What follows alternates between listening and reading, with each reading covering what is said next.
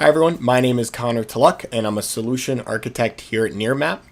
Today I'm going to be moving through a quick demonstration on how best to use one of our newer web applications to support the insurance vertical.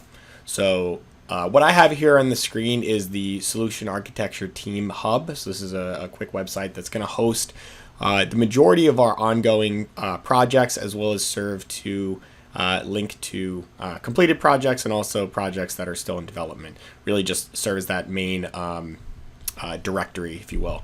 So I have here the main page. The transactional API web application for insurance is right here. You also can find this by going to the project section as well.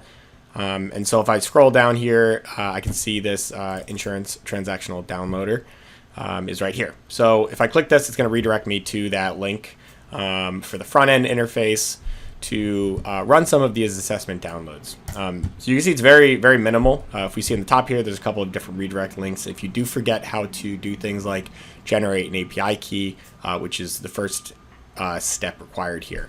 So I'm going to go ahead and kind of demonstrate how to get your API key and then make a request to view and a roof assessment in a number of different data formats. So the best way to get your API key is by going to your admin portal.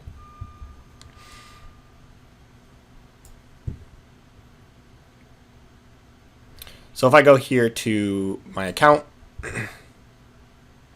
oh, I'm sorry about that, integrations actually, and then you'll see there's a couple of steps here to set up and get access to your API key.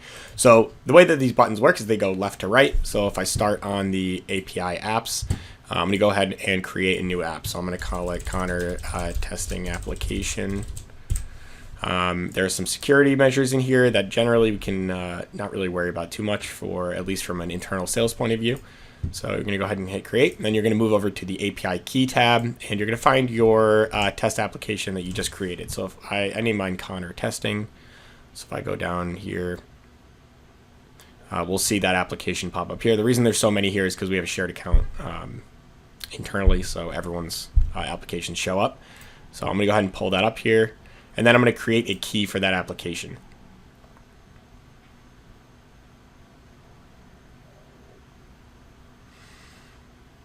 Okay, so my key has been created. You can see it here as a new line item, Connor Testing Application, and then this right here is your API key.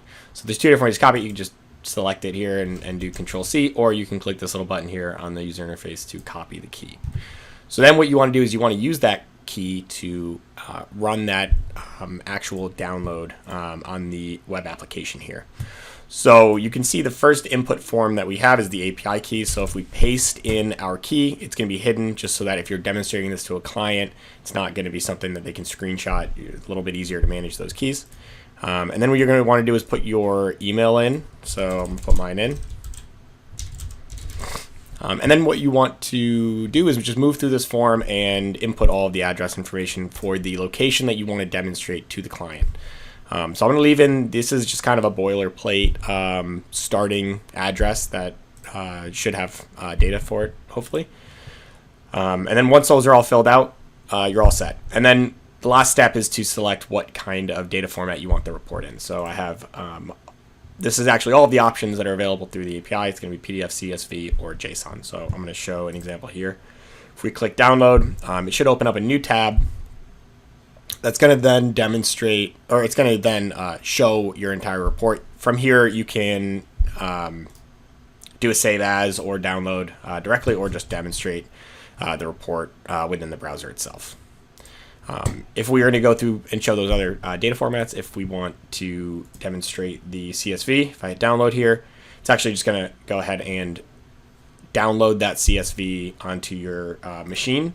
If we go to our download folder here, and then show folder, you can see that it's going to show up right in your local downloads location.